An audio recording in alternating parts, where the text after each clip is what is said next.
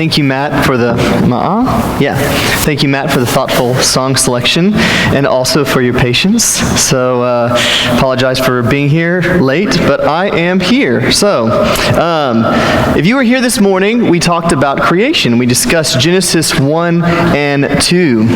And tonight, what I'd like to do is discuss the concept of how we as humans have been made in the image of God and what that actually means. So, before we get to Psalm 8, I do want to kind of give a little bit of an intro.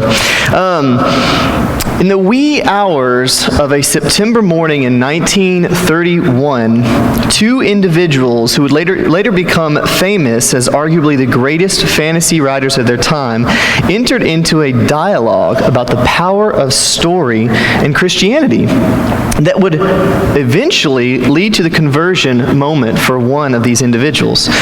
You might be able to guess who I'm talking about, but after years of discussion prior to this moment,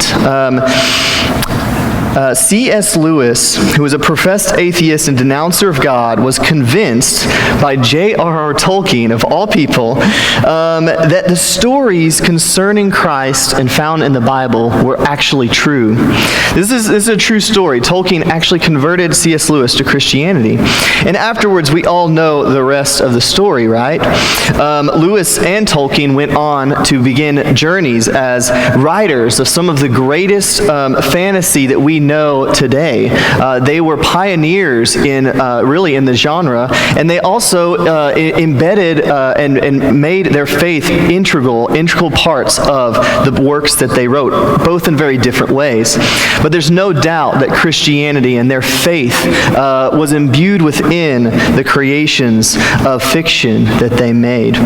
In fact, it's kind of interesting because the conversation was sparked when Lewis demeaned Tolkien's use of myth as storytelling.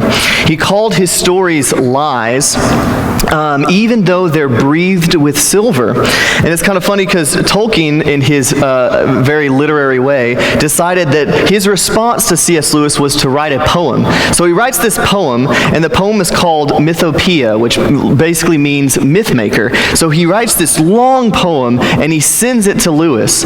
And it was addressed as philomythos, which in Greek means lover of myth, to mesomythos, which means hater of myth. So he made his intentions very clear at the beginning of what he thought about Lewis's conceptions of Tolkien's view of storytelling. And so he sends this to him. And in this poem, it's really, really cool because you have to keep in mind, too, that this is about 6 years before The Hobbit is written. And so this is before Tolkien ever began his writing career. And so he basically is laying the foundation for his belief in the power of storytelling and how important it is to humanity. And so what he does is he writes this clever poem and talks about the idea of humanity being given the ability to create under the ultimate sovereignty of the Creator God. In fact, he calls this sub-creation, or kind of below the idea of the creation that God does. But we nonetheless, as image bearers of God and his idea, we have been given the ability to create in not the same fashion as God, but we can create and we can make things. And so he goes on and talks about how basically he uses the term little makers to describe humanity, that we're these little makers made in the image of God and also given the power to create these things. And he even says that I will not give up my golden scepter. And throughout Tolkien's writings, you see this theme that constantly comes up. Obviously, you can guys tell I'm a huge fan. I'm a pretty big nerd when it comes to this. But so I'm geeking out a little bit right now, so just apologize. I apologize right now. But basically, Tolkien believed that he had God-given ability to create these fantasy writings in order to draw people to the truth behind them. He wrote these epic stories about little hobbits who went through these dark lands and basically overcame the evil of darkness in order to redeem the whole land man back to the purity and the goodness of what it was before. And really, isn't this very similar to what we have in terms of images in the garden? We have this pure state of harmony and oneness with God. And Adam and Eve are just completely, they have no idea. They're just so naive to even their own nakedness. And so they're just one with God. They're in the garden. Everything's perfect. Everything's nice. God gives them one little command, right? Don't eat of the tree of the knowledge of good and evil. And lo and behold, what do? They mess it all up. They throw it away. And they forget that they were made in the image of God. But we have to remember that God's intention for humanity was to be like Him. And so when we think about this idea of what it means to be made in the image of God, obviously Tolkien had this idea that we are able to create in a similar fashion, not to the same degree, but we're able to create works of art and works of fiction and all these different things. We can use our words to create sentences and paragraphs and books and entertain people all around the world. But when we also think about other aspects of what it means to be made in the image of God, I'm sure there's a lot of things going on in each one of your heads right now, right? We've been given the ability to have compassion. We've been given the ability to love and to feel for others, just as God feels and loves and chooses to care for us. We've been given the ability to think logically. I believe God also thinks. I believe that there's so many aspects of what it means to be made in the image of God. We can't really talk about all of them right here. So without any further ado, I want us to look at the psalm found in Psalm 8, because I think this is a really interesting psalm that gives us a little bit of a different perspective of what this image means. So turn with me to Psalm chapter 8, and we'll be there for a good portion of the rest of our evening. So Psalm chapter 8. And Parker read this for us, but I'm just going to go ahead and read through it again. And notice the superscription before we actually get into the psalm. For the director of music, according to Gittith, a psalm of David. Lord, our Lord, how majestic is your name in all the earth. You have set your glory in the heavens. Through the praise of children and infants, you have established a stronghold against your enemies, to silence the foe and the avenger. When I consider your heavens, the work of your fingers, the moon and the stars, which you have set in place, what is mankind that you are mindful of them? Human beings that you care for them. You have made them a little lower than the angels and crowned them with glory and honor. You made them rulers over the works of your hands. You put everything under their feet, all flocks and herds, and the animals of the wild, the birds in the sky, and the fish in the sea, all that swim the paths of the seas. Lord, our Lord, how majestic is your name in all the earth. So we first of all get an idea of the central question, which is embedded right in the center of the very psalm itself. It says, what is mankind that you are mindful of them? Human beings that you care for them. Prior to this question, which is the ultimate concern of this psalm, we get a depiction of God as Lord our Lord. That is Adonai Adonenu. And so the term there, Lord, when you see it in all caps, that is the divine name. That is the Yahweh, okay? But no one really actually knows what the vowels are, and so they always just say Adonai. So when Jews read this, they just say Adonai. And so basically it says Lord our Lord. It's translated as Lord.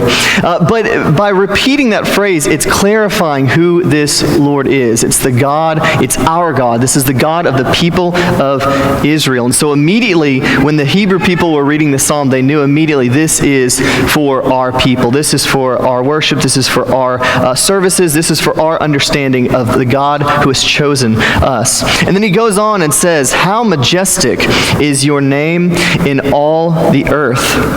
And this is repeated at the end of the psalm to bring more emphasis back to that concept of God's majesty, his name in all the earth. We'll talk about that a little bit later. You have set your glory in the heavens. And so immediately, as I said before, we are immediately he's basically throwing all of these amazing terms of how great God is. He's majestic. You've set your glory in the heavens. And it's very reminiscent of Genesis 1, which is why I wanted to have this as a part 2, essentially, of what we did this morning. And so you see this as God is the creator of all. He is majestic, his name in all the earth, and he has set his glory in the heavens. In verse 2 is a little confusing. My translation says, through the praise of children and infants, you've established a stronghold against your enemies to silence the foe and the avenger. Essentially what this verse is saying is that you have basically, from the mouths of children and nursing babes, you have laid the foundation against the foes and the avengers. And so this is basically saying, even from the smallest of creation, you are so powerful that even a baby crying, a nursing infant or a child, can declare to you and reach up to you and say, God, save me from the avenger, and you will do it.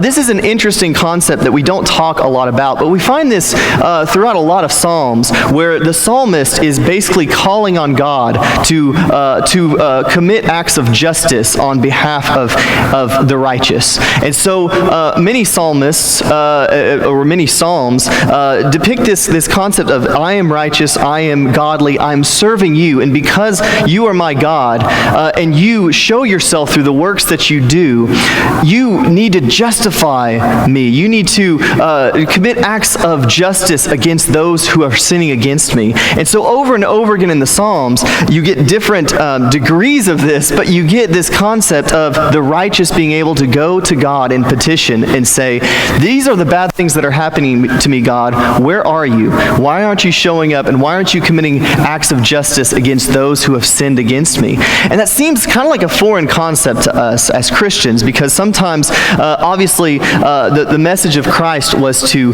love our enemies and to pray for those who persecute us, right? And so sometimes when we hear messages like this, where you have the psalmist who's saying, God, you are God, and you are powerful because you show your power over my enemies, that's a little hard for us to grasp. It's a little hard for us to understand because we're so far removed from that culture.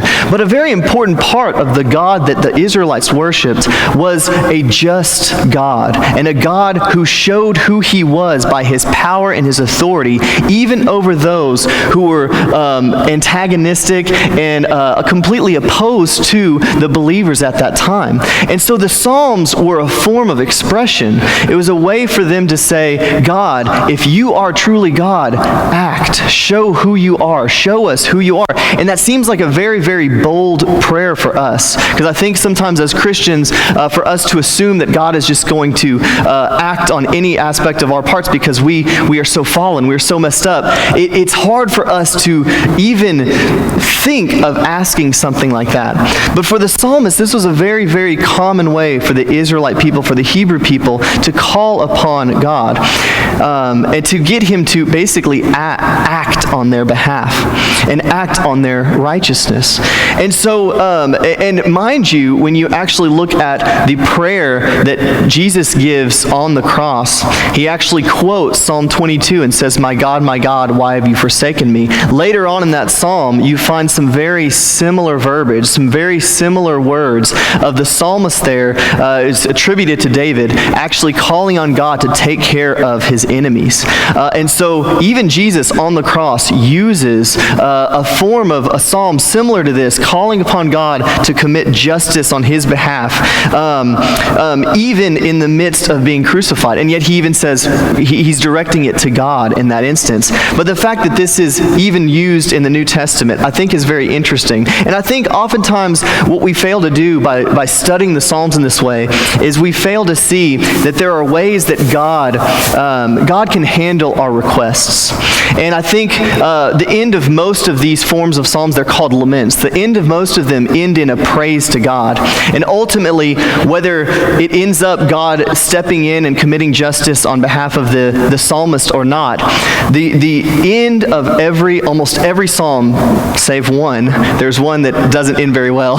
We won't talk about that one this morning or tonight. But basically, everyone ends in rejoicing and giving praise to God. And so I think the overall message that we can get from psalms like this, when we're calling out, or when the psalmist is calling out for God to give justice on behalf of of their sake. I think, first of all, this shows a very, the Israelites understood their relationship to God as a covenant. They believed that God was their God. And if you are my God, then I can call on you and I can express to you my desires. I might not have the right ideas when I go to you in prayer, but these are the desires of my heart. These are the things that are on my mind and are plaguing me. And I think that says a lot about the greatness of our God and the fact that God can handle the requests that we send to them. I mean, most of us would not look at a psalm like this and ask God to avenge our enemies, right? Because of what Jesus teaches us.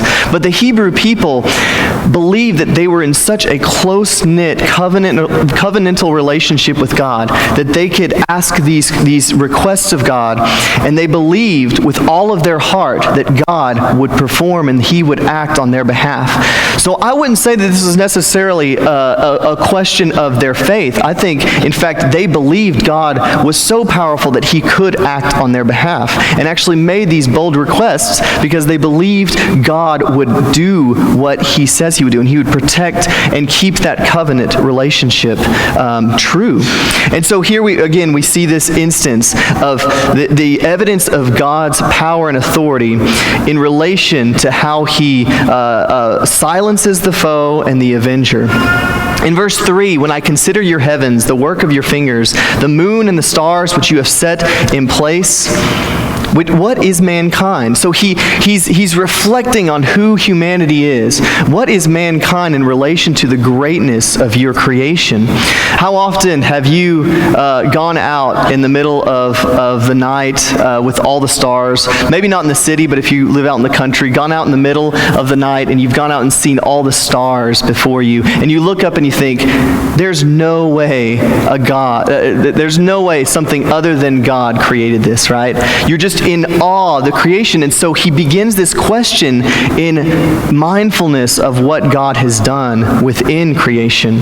He says, human beings, what is mankind that you are mindful of them? Human beings that you care for them. And then he says something very odd in verse 5. He says, you have made them a little lower than the angels and crowned them with glory and honor. And I think this requires us to go back to Genesis, and it fleshes it a little bit out. It fleshes it out more in verses 6 and 7, and even through 8. You get the full concept of what it means to be given glory and honor. You've made them, verse 6. You've made them rulers over the works of your hands. You put everything under their feet, all flocks and herds and the animals of the wild, the birds of the sky and the fish in the sea, all that swim the paths of the sea. This is essentially just retreading what we find in Genesis 1 and 2, where God creates everything, He fills it with creatures, and then He makes Adam in chapter 1. He gives Adam control and dominion and rule over all of these animals and over all of creation. And I think sometimes when we think about this, we think about the idea of the fact that as human beings, we've been given the capacity to think, we've been given the capacity to reason, we've been given the capacity to choose, whereas all of the rest of creation just operates in this plan and operates on seasons and how everything just kind of follows a certain pattern. But I want you to think about how little things like for example, a couple, I guess this was 2 falls ago, me and my family were able to go to Yellowstone. And we went to Yellowstone as a family, and I didn't realize this, but we realized that somewhere in, I believe, the 90s or early 2000s, prior to that, they basically let anyone go into the park, and you can fish for as long as you want. You can catch as many fish as you want to, okay? And so humans, people would just go in there, and they would just like fish and get all of this trout and bring it home and eat it and all this stuff. Well, what they found was, as a result of the depletion of the fish in Yellowstone, the bears, that was their main form of food. Just one little mess up in their whole ecosystem, and bears started going into town, and they would eat out of human garbage. I mean, they would encounter people, and there was a spike in bear attacks just because they had no sanctions on how much fish you could fish in Yellowstone. You think, that doesn't sound like a big deal, but one little thing of us throwing off the pattern that God made for all of creation can result in an imbalance in all of the food, all the food chain, and all these animals being able to get the right amount of food, so they start looking for food elsewhere. Another example that I found was interesting was, I believe this was in the late 90s, there was a huge, some of you might still remember this, but there was a huge forest fire that almost destroyed all of the trees there in Yellowstone. And while this was going on, everyone was in an uproar because all these conservationists were like, should we stop it? Should we let it go? We don't know what to do. And they were just in this huge debate as to whether they should try to fund all of their resources into trying to stop this or just let it go. Ultimately, it was so out of control that there was nothing that anyone could do. They put all this water into it and nothing happened. Well, eventually it stopped, it died out, but now we're seeing just within the park, we're seeing new trees grow. The ecosystem is just like so much better than it was before, and all it took was all of those dead leaves and all those dead trees to be burned up so that new things could grow again. That seems like such an easy solution, right? And if we just let God do his thing, right? If we just stopped messing with stuff and let just God control those things and go through the cycle of life, the circle of life, if you've seen Lion King, right? And we just let those things happen, a lot of times it works out, and God knows exactly what he's doing. And yet here we see this idea that we as humans have been given this dominion. We have the power to do these different things within creation. And this seems to also denote, this psalm seems to denote not just a psalm concerning humanity, but the fact that it is written a psalm of David. You can also understand that of as about David. I like to think of this as a kingship psalm, and this probably would have been a psalm that they read at the coronation of a new king. They would probably read this and talk about the power that God has given to this new king as he's taking over rule of Israel. And so when we think about it in that light, David specifically was given this dominion and this rule, and the way that the psalm depicts it is that he's been given rule over all of creation, just like God. And I think that's something that maybe hits a nerve with us when we read this. When we see, again, that you've made them, humanity, a little lower than the angels and crowned them with glory and honor. I think sometimes we're a little uncomfortable with the discussion of the image of God and what that means, because I think sometimes what we're afraid of is how much responsibility has God given to us. And the way I like to think about it is that God has made us stewards. Sorry, I'm going to go back to another Lord of the Rings reference. But in Lord of the Rings, there was a certain kingdom of men, okay, that was ruled by stewards of the kingdom. And the king, in fact, the last book, Return of the King, is all about how the king comes back to this kingdom and takes over his rightful throne, which is very much like Jesus coming back and establishing his reign again with us, right? But in the meantime, these stewards were basically sitting on the throne and basically ruling in his stead. But what ended up happening was they got too confident and they got too prideful in their ability, and they lost sight of the fact that when the true king came, it was his turn to take the throne again, and they wanted to keep it for themselves. And I think this is the dilemma of humanity, and we see this depicted very, very well in Genesis chapter 3. In fact, when you think about the temptation in the garden that the serpent proposes to Eve, what was the nature of the question or the temptation that he gave to her? It was, if you eat of this, you will become like God. And here's the thing. What this psalm is saying is it's saying that we are made in the image of God as long as we are connected to God. as long as we are connected to God, we look like God. Does that make sense? If we disconnect ourselves from God, if we remove ourselves from God, then we no longer look like Him anymore. We've lost that image. And what we're trying to do is we're trying to be more like God, right? That's our whole purpose. And yet what happens is if we remove ourselves from God, what inevitably happens is we start worshiping self.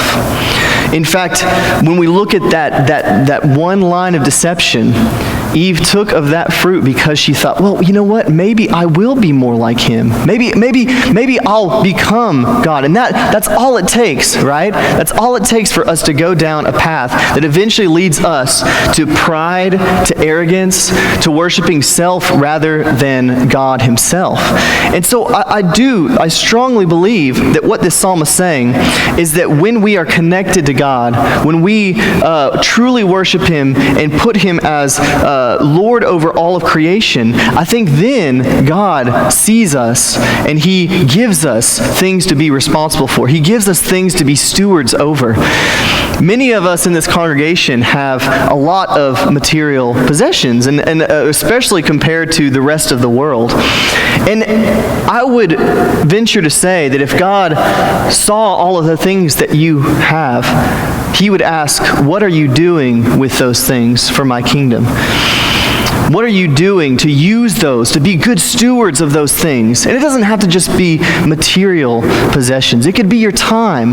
What are you doing with your time when it comes to the kingdom of heaven? There are so many things that God has given to us to be stewards over. And when we recognize that all of the things that He has blessed us with are part of the stewardship program that He has enlisted us in, when we use those things for His kingdom, I think that's when we grow closer to God. That's when we become more like Him. That's when we start truly bearing the image of God within us. But so often what we do is we distort those things, right? I strongly believe as human beings, we all have the propensity to be like God. Everyone has the ability to be image bearers of God. But throughout our lifetime, we're either going to deflect worship of self to God and give Him the true praise and ultimately become more like Him as a result of thinking less of self and more of Him, or we're going to distort that image into our own and we're going to make it into a form of worship, and we're going to be more like, we're going to worship self and ego and logic and the things that God has given to us to represent Him. We use it and distort it for a wrong image and for a wrong way. If you turn with me to Hebrews chapter 2, verse 7, I want to finish up with this thought. In Hebrews chapter 2, verse 7, we see a quote. He actually, the Hebrews writer quotes this very same passage that we just described. And it says, and I'll start at the beginning, "For to which of the angels did God ever say, 'You are my son, today I have become your father'? Or again, 'I will be his father, and he will be my son'? And again, when God brings his firstborn into the world, He says, 'Let all God's angels worship him.' And speaking of the angels, He says, 'He makes his angels spirits and his servants flames of fire.' But about the Son, He says, 'Your throne, O God, will last forever and ever. A scepter of justice will be the scepter of your kingdom. You have loved righteousness and hated wickedness. Therefore, God, your God, has set you above your companions by anointing you with the oil of joy." So it's actually in chapter 2, verse 7 that he quotes this. But he builds this argument concerning the worship of angels. During this time in Hebrews, the Hebrew people were confused about the true nature of Jesus. And what they wanted to do is they wanted to actually say, well, He's not quite as high up. If He was made like a human, right, then the angels are higher than Him. And so they were actually prioritizing angels in worship. They were actually basically worshiping and using this idea of angels as a way to say, well, Jesus wasn't quite at that level. And they wanted to create this hierarchy. And Jesus was not quite in the same level as angels. And so the Hebrew writer, this was such a big deal that he devotes the first chapter to arguing against this idea. That this is not, you guys are missing out. You're worshiping the wrong thing. And And then in verse 5 of chapter 2, he goes on and talks about how Jesus was made fully human. It is not to angels that he was subjected, or that he subjected the world to come, about which we are speaking, but there's a place where someone has testified, what is mankind that you are mindful of them, a son of man that you care for him? You made them a little lower than the angels. You crowned them with glory and honor and put everything under their feet. In putting everything under them, God left nothing that is not subject to them. Yet at present we do not see everything subject to them. But we do see Jesus, who was made lower than the angels for a little while, now crowned with glory and honor because he suffered death, so that by the grace of God he might taste death for everyone. In bringing many sons and daughters to glory, it was fitting that God, for whom and through whom everything exists, should make the pioneer of their salvation perfect through what he suffered. Both the one who makes people holy and those who are made holy are of the same family. So Jesus is not ashamed to call them brothers and sisters. This is a very, very powerful passage that asserts basically the fact that Jesus has been made a little lower than angels for a little while in order to be exalted above all creation. And so now Jesus has kind of reenacted this Psalm 8 in his very coming to this earth, living a lowly life, serving others, committing miracles for the sake of the kingdom, ultimately going to his crucifixion, dying, and then resurrecting 3 days later. And by doing that, we get the same idea in Philippians chapter 2, where it says he emptied himself completely, and by the end of it, he's exalted at the right hand of God. This idea of a reversal, right? Of removing yourself, of actually emptying yourself for the sake of others, is actually what it means to become like God. It's the new covenant that Jesus introduces and shows us that, hey, you know what? You guys thought this whole thing about the religious elite and how they're the first and how they're going to be the first ones in heaven. Wait, no. I'm turning it around. Instead, the first will be last and the last will be first. In fact, what we see here is that by removing his pride, by removing his arrogance, by becoming less so that God become more, he actually raised up humanity and showed humanity a new way of living and a new way of being like God. And so in the image of the Son, in the image of Jesus Christ, who ultimately fulfills what we find, according to Hebrews chapter 2, who ultimately fulfills what we see in Psalm 8, we find a new paradigm for humanity. We find a new instance of what it means to be made in the image of God. No longer is it about all of these great things that we can do, all of these great things that we can do on this earth and create and this or that. It's about actually relieving yourself of who you are and what you can do for yourself, and realizing that by serving God, you become more like him. You become more like his Son. And ultimately, you understand what it means to actually be a child of his. That is what Jesus teaches. And I believe that when we find this revelation as it progresses to Hebrews 2, we find a redemption of this passage in the fact that we have been given responsibility on this earth to represent who God is. We've been given the task of showing the world what it means to actually be image bearers of God. And although we were made of the dust, even though we were made of the ground and we have the propensity to sin and we falter all the time, I think that what Jesus shows us is that even that can be redeemed when we humble ourselves in the sight of the Lord and we recognize his majesty and we recognize our servitude to him. And even when we mess up, we can still reach up to God and he will pull us up and he will help us become more like his image. I think when we understand this and really apply this to our lives, I think the church can do amazing things in the world. And I hope that tonight, as we looked at this idea of being the image of God and how now the concept of the image of God through Jesus Christ has been changed to help us see that it's more about how we serve him and how we witness to his work in our lives and put ourselves last, that we actually are able to do the work of the kingdom. Tonight, I just have one question. Are you being good stewards of what God has given to you? We might not have dominion over all of the animals or whatever we see here in Psalm chapter 8, but we have been given responsibility over different aspects and different things. We have families, we have cars, we have houses, we have all of these things that God has given to us. how are you using those for Him? And how are you putting yourself last in order to put God first? If you have a need tonight, I hope that you come as we stand and as we sing.